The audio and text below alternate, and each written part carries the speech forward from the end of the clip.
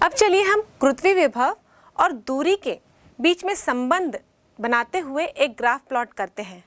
हम x अक्ष में दूरी लेंगे जिसे हम r से दर्शा रहे हैं और y अक्ष में विभव लेंगे, या हम y अक्ष में विभव के दोनों मानों को प्लॉट कर रहे हैं, धनात्मक और ऋणात्मक। अब इसका हम ग्राफ बनाएंगे तो ग्राफ किस प्रकार दिखेगा।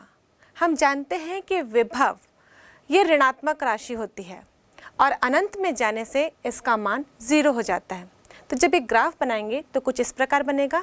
हम y अक्ष में ऋणात्मक विभव के मान को लेते हुए ग्राफ प्लॉट करेंगे और दूरी के साथ इसका संबंध व्युत्क्रम क्रमानुपाती का था, इसलिए ग्राफ कुछ दिखने में ऐसा होगा और यह मान कहीं अनंत पे जाकर 0 होगा। इसलिए हम देखेंगे कि ये जो ग्राफ है इस x अक्ष को टच नहीं कर रहा है, क्योंकि अगर अनंत पे जाकर 0 होगा तो ये अनंत बहुत दूर पर होगा और इस ग्राफ में प्लॉट नहीं किया जा सकता।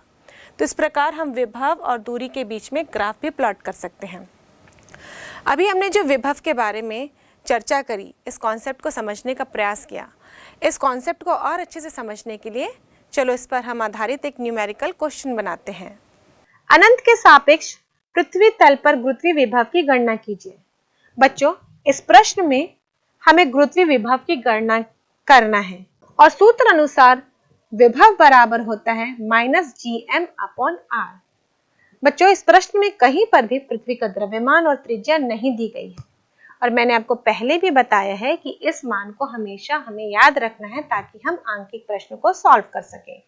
तो बच्चों, पृथ्वी का द्रव्यमान होता है 5.98 × 10⁻24 kg। पृथ्वी की त्रिज्या होती है 6.38 × 10⁻6 मीटर और g का मान यानी कि सार्वत्रिक गुरुत्वाकर्षण नियतांक होता है 6.67 × 10⁻11 न्यूटन मीटर स्क्वायर प्रति kg स्क्वायर। अब ये सारा मान हमें सूत्र में रखेंगे और हल करेंगे। हल करने पर हमें मिलेगा -6.25 × 10⁻7 जूल प्रति kg।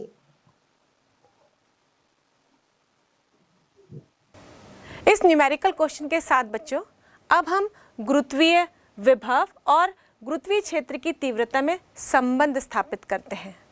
बच्चों, गुरुत्वीय क्षेत्र की तीव्रता को हम I से दर्शाते हैं और गुरुत्वीय विभव को हम V से। और ये देखा गया है कि गुरुत्वीय क्षेत्र की तीव्रता I बराबर होती है -dV/dr, जहाँ r दूरी है और हमने यहाँ पे लिखा dV/dr। dV/dr इस राशि को हम कहते हैं विभव प्रवणता यानी कि पोटेंशियल ग्रेडियंट, और मोर स्पेसिफिकली हम कहें तो ये गुरुत्वीय विभव प्रवणता है और इंग्लिश में हम इसे कहते हैं ग्रेविटेशनल पोटेंशियल ग्रेडियंट। यहाँ पर ये ऋणात्मक चिन्ह है। ऋणात्मक चिन्ह यह बताता है कि जब हम गुरुत्वीय क्षेत्र में किसी द्रव्यमान को लाते हैं तो इस गुरुत्वीय क्षेत्र के द्वारा अपने आप ही उस द्रव्यमान पर आकर्षण बल कार्य करता है। वो अपने आप ही उस बिंदु तक, उस गुरुत्वीय क्षेत्र के किसी बिंदु तक आ जाता है। इसीलिए यहाँ पर हमने ऋणात्मक चिन्ह लिखा है, क्योंकि यहाँ कार्य गुरुत्वीय बल के द्वारा किया जा रहा है। तो इस प्रकार हम कह सकते हैं कि गुरुत्वीय क्षेत्र की तीव्रता गुरुत्वीय विभव प्रवणता के ऋणात्मक मान के बराबर होती है। अब आओ बच्चों, हम गुरुत्वीय स्थितिज ऊर्जा के बारे में चर्चा करते हैं, जिसे हम ग्रेविटेशनल पोटेंशियल एनर्जी कहते हैं। पोटेंशियल एनर्जी यानी कि ऐसी ऊर्जा जो किसी वस्तु में उसकी स्थिति के कारण होगी। यहाँ पर हम शब्द इस्तेमाल कर रहे हैं गुरुत्वीय पोटेंशियल एनर्जी। किसी भी पिंड को यदि हम किसी दूसरे पिंड के गुरुत्वाकर्षण बल के अंदर रखते हैं, यानी उसके गुरुत्वीय क्षेत्र के अंदर रखते हैं, तब उसमें गुरुत्वाकर्षण बल कार्य करता है। पहला वाला पिंड दूसरे वाले पिंड को आकर्षित करता है, साथ साथ दूसरा वाला पिंड पहले वाले पिंड को आकर्षित करता है। जब इन पिंडों को एक दूसरे से दूर ले जाया जाए, मतलब उनके गुरुत्वीय क्षेत्र से बाहर किया जाए, तो जब तक वो गुरुत्वीय क्षेत्र के अंदर हैं तब तक वो एक दूसरे पर आकर्षण बल लगा रहे हैं। लेकिन जैसे जैसे गुरुत्वीय क्षेत्र के बाहर जाते जाएंगे तो इसमें गुरुत्वाकर्षण बल का मान घटते जाएगा। और हमने ये भी पाया कि जब हम किसी पिंड के गुरुत्वीय क्षेत्र से बाहर दूसरे पिंड को ले जाएंगे तो उसके गुरुत्वाकर्षण बल के विरुद्ध कार्य करना होगा, क्योंकि गुरुत्वाकर्षण बल के कारण वो पिंड उसको अपनी ओर खींच रहा है और जब हम उसको दूर ले जा रहे हैं तो हमें उस गुरुत्वाकर्षण बल के विरुद्ध कार्य करना पड़ रहा है। लेकिन यदि किसी पिंड को गुरुत्वीय क्षेत्र के अंदर लाया जाएगा तो वो गुरुत्वाकर्षण बल अपने आप ही कार्य करेगा, चाहे स्थिति जो भी हो, चाहे पिंड दूर जा रहा हो या पास आ रहा हो। दोनों स्थिति में गुरुत्वाकर्षण बल के द्वारा कार्य हो रहा है। कभी गुरुत्वाकर्षण बल के विरुद्ध कार्य हो रहा है, कभी गुरुत्वाकर्षण बल के कारण कार्य हो रहा है, और यह गुरुत्वाकर्षण बल से जो कार्य हो रहा है वह उस पिंड में गुरुत्वीय स्थितिज ऊर्जा के रूप में संचित हो जाता है, और इसे ही हम उस पिंड की गुरुत्वीय स्थितिज ऊर्जा के नाम से जानते हैं, ग्रेविटेशनल पोटेंशियल एनर्जी। अब बच्चों, इस ग्रेविटेशनल पोटेंशियल एनर्जी का अब हम व्यंजक ज्ञात करेंगे। बच्चों, ये सारे टर्म्स सुनने में एक जैसे ही लगते हैं, और जब हमको डेरिवेशन आता है एग्ज़ाम में तो हम कंफ्यूज भी हो जाते हैं और इस क्वेश्चन का डेरिवेशन उठा के दूसरे क्वेश्चन में लिख देते हैं, या फिर आधा डेरिवेशन करते हैं और कुछ स्टेप्स दूसरे वाले डेरिवेशन के लिख देते हैं। तो यहाँ पर हमको कंफ्यूज होने की आवश्यकता नहीं है। यहाँ पर हम स्टेप बाय स्टेप्स डाउट को क्लियर करते जाएंगे। हमने पहले बात की थी गुरुत्वीय विभव की। गुरुत्वीय विभव में भी हमने कहा था कि पिंड को अनंत से लेकर उस बिंदु तक लाने में किया गया कार्य, लेकिन जब हम गुरुत्वीय विभव की बात करते हैं तब हम अनंत से एकांक द्रव्यमान के पिंड को लाते हैं, क्योंकि वो परीक्षण पिंड है और हम किसी गुरुत्वीय क्षेत्र के किसी बिंदु पर विभव ज्ञात करने वाले हैं। तो हम परीक्षण करने के लिए अनंत से एकांक द्रव्यमान के पिंड को लाते हैं। इसलिए जब गुरुत्वीय विभव की बात होगी तो वहाँ पे स्मॉल m का मान हमेशा 1 रहेगा, मतलब जिस पिंड को लाकर टेस्ट किया जा रहा है उसका द्रव्यमान हमेशा इकाई रहेगा। लेकिन जब हम स्थितिज ऊर्जा की बात करेंगे तो स्थितिज ऊर्जा तो किसी भी पिंड में संचित हो सकती है, तो ज़रूरी नहीं कि उस पिंड का द्रव्यमान इकाई हो। इसलिए जब हम गुरुत्वीय स्थितिज ऊर्जा की बात करेंगे तो जो पिंड हम ला रहे हैं जिसमें स्थितिज ऊर्जा संचित हो रही है उसका एक निश्चित द्रव्यमान लेंगे और उसे हम m से प्रदर्शित करेंगे। यह द्रव्यमान भले 1 हो सकता है, लेकिन फिलहाल हम यहाँ पर उसे 1 से प्रदर्शित नहीं करेंगे, इसे हम स्मॉल लेटर m से प्रदर्शित करेंगे। और इसीलिए जब इसका आप व्यंजक ज्ञात करोगे तो ये व्यंजक गुरुत्वीय विभव के व्यंजक से मिलता जुलता होगा, पर यहाँ पे थोड़ा सा फर्क होगा। तो आइए देखते हैं वो फ़र्क क्या है। पहले हम लोग पूरा स्टेप्स डिराइव कर लेते हैं और उसके बाद देखेंगे कि गुरुत्वीय विभव और गुरुत्वीय स्थितिज ऊर्जा के व्यंजक में सूत्र में क्या फ़र्क है। यहाँ पर भी हम एक पिंड ले रहे हैं जिसकी गुरुत्वीय स्थितिज ऊर्जा हमें ज्ञात करनी है। फिलहाल हम जिसका गुरुत्वीय क्षेत्र ले रहे हैं उस पिंड को हम पृथ्वी ले रहे हैं, क्योंकि हम पृथ्वी के सापेक्ष किसी भी वस्तु की गुरुत्वीय स्थितिज ऊर्जा ज्ञात करते हैं। यदि पृथ्वी के गुरुत्वीय क्षेत्र के अंदर कोई पिंड रखा होगा, मतलब उस पिंड को लाने में कुछ ना कुछ कार्य किया होगा, या तो गुरुत्वाकर्षण बल के विरुद्ध किया गया होगा या गुरुत्वाकर्षण बल के द्वारा कार्य किया गया होगा, तो यह कार्य ही उस पिंड में स्थितिज ऊर्जा के रूप में संचित होगी। तो यहाँ इस डेरिवेशन में हम किसी पिंड की स्थितिज ऊर्जा पृथ्वी के सापेक्ष देखते हैं। मान लीजिए ये पृथ्वी है जिसकी त्रिज्या r है और इसका द्रव्यमान m है। मान लीजिए एक पिंड है जिसका द्रव्यमान m है और इसे हमें a बिंदु पर रखना है, और a बिंदु पर इसकी स्थितिज ऊर्जा कितनी होगी ये हमको इस डेरिवेशन के द्वारा ज्ञात करना है। तो हम यहाँ पर फिर से डेरिवेशन को a बिंदु के लिए डायरेक्ट ज्ञात नहीं करेंगे, क्योंकि इस पिंड को अनंत से लेकर इस a बिंदु तक लाने में जो कार्य किया गया होगा, ये कार्य होगा वही इस पिंड में स्थितिज ऊर्जा के रूप में संचित होगा। तो अनंत से लेकर हम डायरेक्ट यहाँ पर कैलकुलेशन नहीं कर सकते, इसलिए हम पहले छोटे से विस्थापन के लिए कार्य को कैलकुलेट करेंगे और उसके बाद हमारे पास मैथमेटिकल टूल्स हैं, हम यहाँ पर समाकलन का सहारा लेंगे और समाकलन की सहायता से हम इस डेरिवेशन को आगे बढ़ाएंगे। तो मान लीजिए यहाँ पर ये जो a बिंदु पर पिंड की जो स्थितिज ऊर्जा ज्ञात करनी है ये पृथ्वी के केंद्र से स्मॉल r दूरी पर है। अब यहीं पर हम एक और डिस्टेंस लेते हैं, एक और बिंदु लेते हैं P, जो कि इस केंद्र से x दूरी पर है, और यहाँ पर हम देखें कि P से अल्प दूरी dx पर हमने एक और बिंदु लिया है जिसे हम Q से दर्शा रहे हैं। तो पहले हम देखेंगे कि पृथ्वी के इस गुरुत्वीय क्षेत्र के अंदर इस P से Q बिंदु तक इस पिंड को लाने में कितना कार्य होगा, और उसके बाद फिर हम देखेंगे कि अनंत से लेकर ए बिंदु तक लाने में कितना कार्य होगा और इसके अनुसार हम गुरुत्वीय स्थितिज ऊर्जा की गणना करेंगे।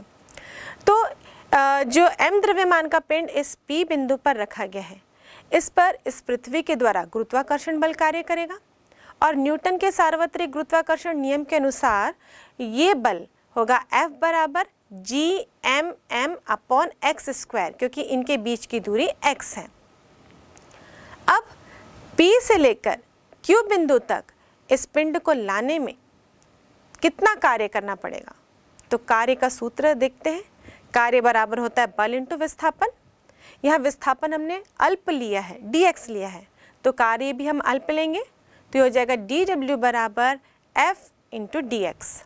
f यहाँ पे गुरुत्वाकर्षण बल है क्योंकि इसी के कारण ही कार्य हो रहा है, तो हम लिखेंगे dw बराबर gmm upon x square into dx। ये कार्य था पिंड को P से लेकर Q दूरी तक लाने में इस गुरुत्वाकर्षण बल के द्वारा। अब स्थितिज ऊर्जा ज्ञात करनी है। परिभाषा के अनुसार किसी भी पिंड की स्थितिज ऊर्जा वह किया गया कार्य है जो इस पिंड को अनंत से लेकर गुरुत्वीय क्षेत्र के किसी बिंदु तक लाने में किया जाता है। तो अब हम यहाँ पर समाकलन का इस्तेमाल करेंगे। अब पिंड को अनंत से लेकर ए बिंदु तक लाने में किए गए कुल कार्य की गणना करते हैं। तो हम समाकलन करेंगे इस अल्प कार्य का, तो W बराबर हो जाएगा समाकलन, लिमिट लगाएंगे अनंत से लेकर r, क्योंकि पिंड हम इमेजिन कर रहे हैं अनंत दूरी पर है और वहाँ से कहाँ तक आया, इस पृथ्वी के केंद्र से हम देखें तो ये r दूरी पर स्थित है, तो लिमिट लगाएंगे अनंत से लेकर r। फिर लिखेंगे gmm upon x square dx। अब इस समाकलन में जो भी नियत राशि है उसको बाहर कर देते हैं।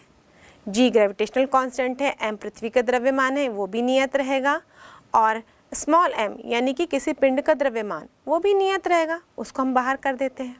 तो समाकलन के अंदर बचेगा समाकलन, लिमिट लगाएंगे अनंत से लेकर r 1 upon x square dx, और पहले भी हम इसका समाकलन कर चुके हैं। ये 1 अपॉन x स्क्वायर को हम लिख सकते हैं x पावर में -2, और इसको हम समाकलन का फॉर्मूला लगाएंगे।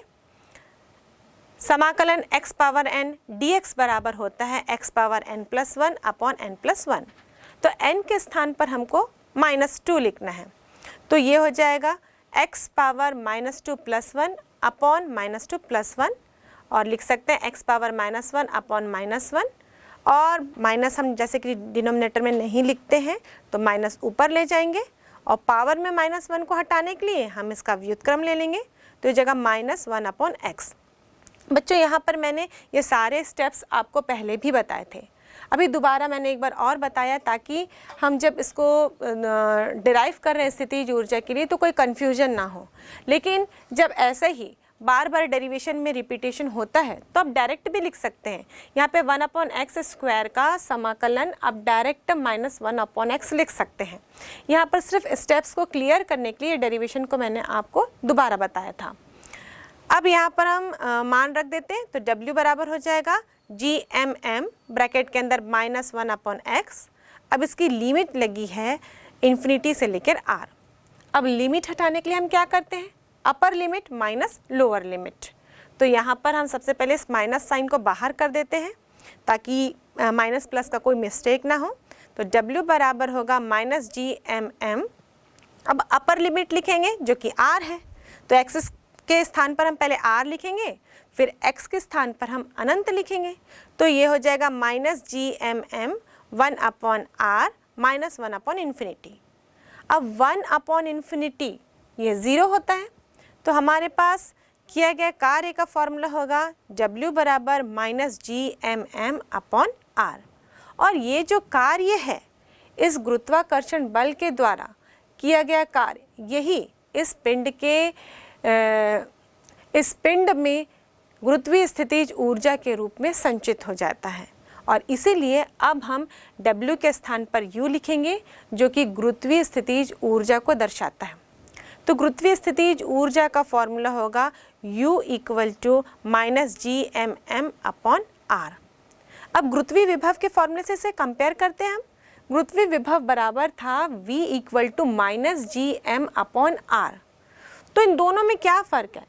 वहाँ पे हमने एकांक द्रव्यमान लिया था, इसलिए m बराबर हमने 1 लिखा था, और यहाँ पर हमने पिंड का द्रव्यमान m लिया है, और इसीलिए इस फॉर्मूले में m दिखाई दे रहा है। तो इसमें हम ये देख सकते हैं कि जो गुरुत्वीय स्थितिज ऊर्जा होती है वो गुरुत्वीय विभव और पिंड के द्रव्यमान का गुणनफल होती है। और इसी सूत्र से हम विभिन्न परिस्थितियां भी देख सकते हैं, जैसे कि यदि हम r के मान को बढ़ाते जा रहे हैं, लगभग r बराबर इन्फिनिटी है, उस कंडीशन में हम देखें तो u बराबर minus G M M upon infinity हो जाएगा, और किसी भी चीज़ को इन्फिनिटी से भाग देते हैं तो वो ज़ीरो होता है, तो यह मान ज़ीरो हो जाएगा। और यूँ कह सकते हैं कि अनंत पर गुरुत्वीय स्थितिज ऊर्जा का मान शून्य होता है, और यह मान गुरुत्वीय स्थितिज ऊर्जा का अधिकतम मान होता है। अब पृथ्वी की सतह पर गुरुत्वीय स्थितिज ऊर्जा देखते हैं। पृथ्वी की सतह पर मतलब ये पिंड की दूरी कितनी हो जाएगी? r, क्योंकि जो भी दूरी है हम पृथ्वी के केंद्र से निकालते हैं, तो अगर इस पिंड को हम सतह पर रखेंगे तो इसकी केंद्र से दूरी इस पृथ्वी की त्रिज्या ही होगी।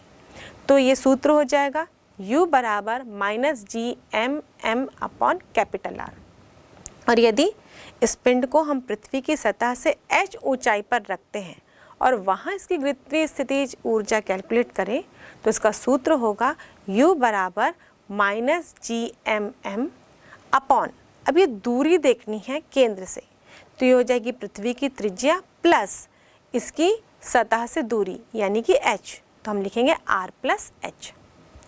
और इसी पृथ्वी के गुरुत्वीय क्षेत्र में हम किसी दो बिंदुओं के बीच में यदि इस पिंड को ले जाते हैं तो इसमें गुरुत्वीय स्थितिज ऊर्जा में परिवर्तन भी ज्ञात कर सकते हैं। मान लीजिए पिंड पहले इस पृथ्वी के केंद्र से r1 दूरी पर था और इसे हमने पृथ्वी के केंद्र से r2 दूरी पर पहुंचाया। अब r1 दूरी पर इसकी गुरुत्वीय स्थितिज ऊर्जा अलग होगी और r2 दूरी पर इसकी गुरुत्वीय स्थितिज ऊर्जा अलग होगी।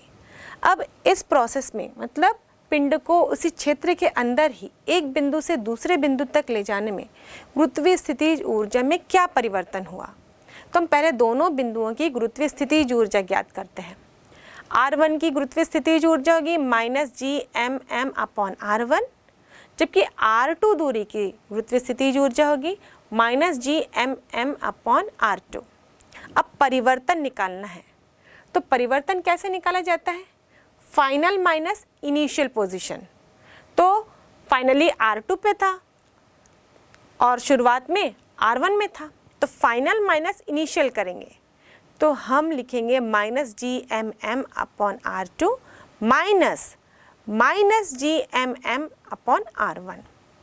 अब ये माइनस माइनस प्लस हो जाएगा, तो ये हो जाएगा minus G M M upon r2 plus G M M upon r1।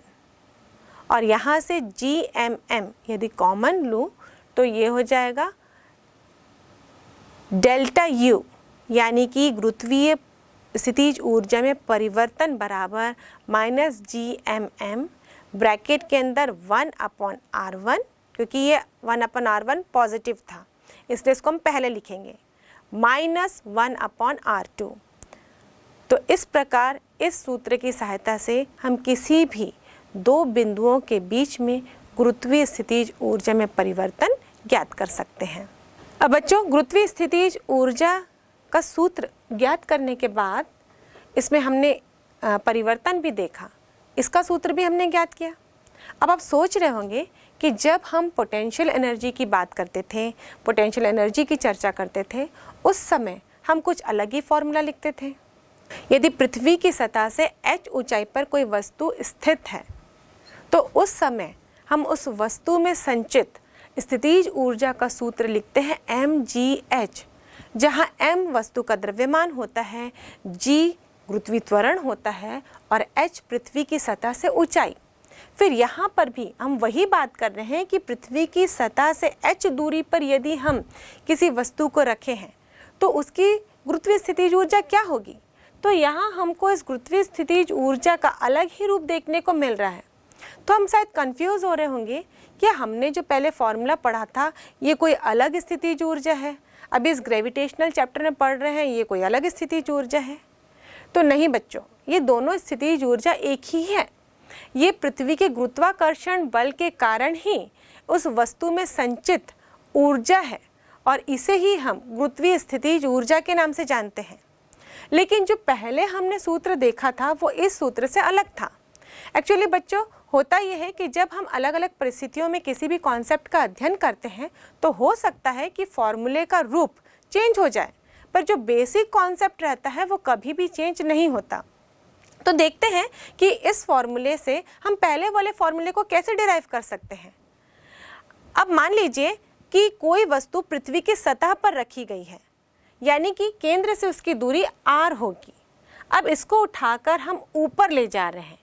अब केंद्र से इसकी दूरी होगी r + h, मतलब अब पृथ्वी की सतह से वस्तु को हम h ऊंचाई पर ले गए और इस समय हम फॉर्मूला लिखते हैं गुरुत्वीय स्थितिज ऊर्जा का mgh। तो अभी हम देखते हैं कि वही फॉर्मूला हमको प्राप्त होता है या नहीं। अब हमने गुरुत्वीय स्थितिज ऊर्जा में वृद्धि का फॉर्मूला देखा था।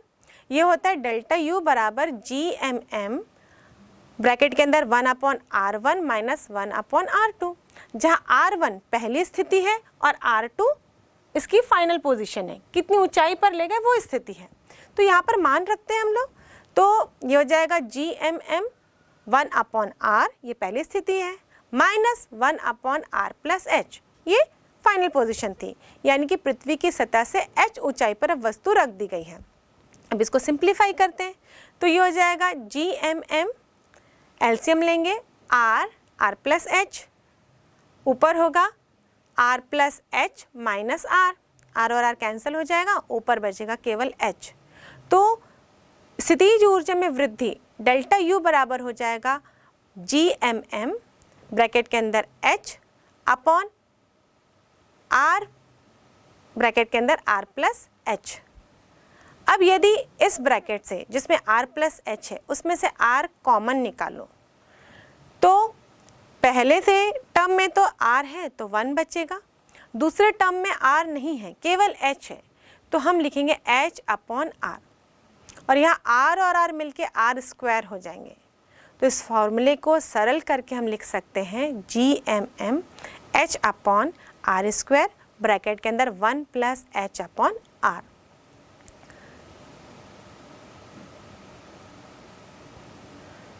अब यहाँ से हम देखें तो Gm/r² ये गुरुत्वीय त्वरण का फॉर्मूला है जिसे हम स्मॉल g से रिप्रेजेंट करते हैं, तो इसके स्थान पर हम लिख देंगे स्मॉल g और हमारे पास क्या बचेगा mh/1 + h/r।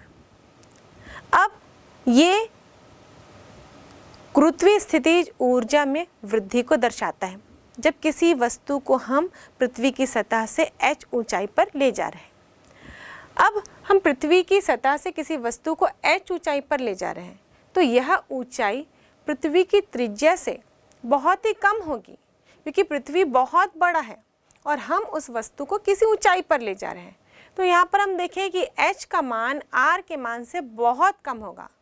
यूँ कहें कि h के मान को हम r की तुलना में नगण्य मान सकते हैं और इस कंडीशन में h/r का मान 1 के से बहुत कम होगा और इसलिए हम लोग 1 की तुलना में इसको नेगलेक्ट कर देंगे। तो हमारे पास क्या बचेगा डेल्टा U बराबर mgh, यानी कि जब पृथ्वी की सतह से हम h ऊंचाई तक किसी वस्तु को ले गए वहाँ पर जो उसकी स्थितिज ऊर्जा थी या उसकी स्थितिज ऊर्जा में वृद्धि हुई उसे हमने दर्शाया mgh से, यानी कि अब वही हमारा पुराना वाला फॉर्मूला आ गया जो हम हमेशा स्थितिज ऊर्जा के लिए पढ़ते आए हैं। तो इस प्रकार आप देखें बच्चों कि अब कोई कन्फ्यूजन नहीं होना चाहिए कि अभी इस चैप्टर में जो हम गुरुत्वीय स्थितिज ऊर्जा का ये फॉर्मूला देख रहे थे ये कुछ अलग सा फॉर्मूला है या कोई नया कॉन्सेप्ट है, ऐसा कुछ भी नहीं है। बस यहाँ पर हमने गुरुत्वाकर्षण, नियतांक, गुरुत्वीय त्वरण, इन सारे चीज़ों के आधार पर एक नया सूत्र लिख दिया था, पर इसका बेसिक कॉन्सेप्ट वही है। अब बच्चों हम इसी में एक स्पेशल केस लेते हैं जहाँ पर हम h बराबर r लेंगे। मतलब किसी भी पिंड को पृथ्वी की सतह से उसकी त्रिज्या के बराबर ऊंचाई में रखते हैं, क्योंकि पहले हमने जो ऊंचाई ली थी कि पृथ्वी की सतह से पिंड की, उसको हमने इतना कम लिया था कि उसको पृथ्वी की त्रिज्या की तुलना में नेगलेक्ट कर दे रहे थे। पर अब हमने एक नोटिसेबल क्वांटिटी ली है, मतलब अब यहाँ पर हमने h बराबर r लिया है। इस स्थिति में गुरुत्वीय स्थितिज ऊर्जा में वृद्धि का मान क्या होगा देखते हैं। इस समीकरण से हम देखें तो डेल्टा U बराबर होगा mgh upon 1 plus h upon r। अब h बराबर r लिखते हैं तो ऊपर भी हम h के स्थान पर r लिख देंगे और नीचे भी h के स्थान पर r लिखेंगे। r अपॉन r यानी कि 1 हो जाएगा और इस प्रकार गुरुत्वीय स्थितिज ऊर्जा में परिवर्तन डेल्टा U बराबर हो जाएगा mgr अपॉन 2। बच्चों, इस पार्ट में हमने ढेर सारे डेरिवेशंस किए, अलग अलग कॉन्सेप्ट के डेरिवेशंस, लेकिन हमने देखा कि सारे डेरिवेशंस लगभग एक जैसे हैं और अधिकतर हम इन डेरिवेशंस में कंफ्यूज हो जाते हैं। तो बच्चों, इन सारे डेरिवेशंस को आप आराम से लिख कर प्रैक्टिस करिए और साथ ही हम डेरिवेशन के बाद जब किसी सूत्र को प्राप्त किए हैं उसके बाद इसमें बहुत सारी स्थिति देखे हैं। अगर इसका मान इतना होगा तो इसके सूत्र में क्या फ़र्क पड़ेगा, या अलग अलग स्थिति लेकर हमने सूत्र को चेंज करने का प्रयास किया। ऐसा इसलिए क्योंकि इस पर आधारित बहुत सारे न्यूमेरिकल क्वेश्चंस आपको एग्ज़ाम में भी देखने को मिलते हैं। तो जब अलग अलग स्थिति के न्यूमेरिकल क्वेश्चन आए तो आपको वहाँ पर फिर से उन चीज़ों को डिराइव करने की ज़रूरत ना पड़े, आप डायरेक्ट फार्मूला लगा कर भी उन न्यूमेरिकल क्वेश्चंस को सॉल्व कर सकें। इसलिए हमने यहाँ पर बहुत सारी स्थितियाँ डिस्कस की हैं। तो बच्चों, आप एक एक करके सारे डेरिवेशंस को स्टेप बाय स्टेप प्रैक्टिस करें और सारे फार्मूले को अपने दिमाग में रखने की कोशिश करें ताकि आप एग्ज़ाम में अच्छा स्कोर कर सकें। बच्चों, इस पाठ पर आधारित कुछ तथ्यात्मक प्रश्न भी पूछे जाते हैं, जैसे कि यदि पृथ्वी का गुरुत्वाकर्षण बल अचानक समाप्त हो जाए तो क्या होगा। सोचिए बच्चों, यदि पृथ्वी का गुरुत्वाकर्षण बल अचानक समाप्त हो जाए तो क्या होगा। यहाँ पर गुरुत्वाकर्षण बल समाप्त हो रहा है, पर पृथ्वी की घूर्णी गति तो समाप्त नहीं हो रही है और हम जानते हैं कि घूर्णी गति के कारण ही सभी द्रव्यमानों पर एक अपकेंद्र बल कार्य करता है जो उसे पृथ्वी से दूर ले जाने का प्रयास करता है। गुरुत्वाकर्षण बल के कारण ही तो द्रव्यमान पृथ्वी के केंद्र की ओर आकर्षित है। तो जब पृथ्वी का गुरुत्वीय बल समाप्त हो जाएगा तो घूर्णन होने के कारण वस्तुएं पृथ्वी की सतह से दूर अंतरिक्ष में जा गिरेंगी और जीवन असंभव हो जाएगा। अगला प्रश्न, स्वतंत्रता पूर्वक गिरती हुई कोई वस्तु ठीक ऊर्ध्वाधर ना गिरकर पूर्व की ओर क्यों विचलित हो जाती है। हम जानते हैं कि पृथ्वी अपने अक्ष पर पश्चिम से पूर्व की ओर घूमती है और पृथ्वी की इस गति के कारण गुरुत्वीय त्वरण की दिशा ठीक केंद्र की ओर नहीं होती बल्कि थोड़ी सी पूर्व की ओर होती है। यही कारण है कि मुक्त रूप से गिरती हुई वस्तु थोड़ी सी पूर्व की ओर विचलित हो जाती है।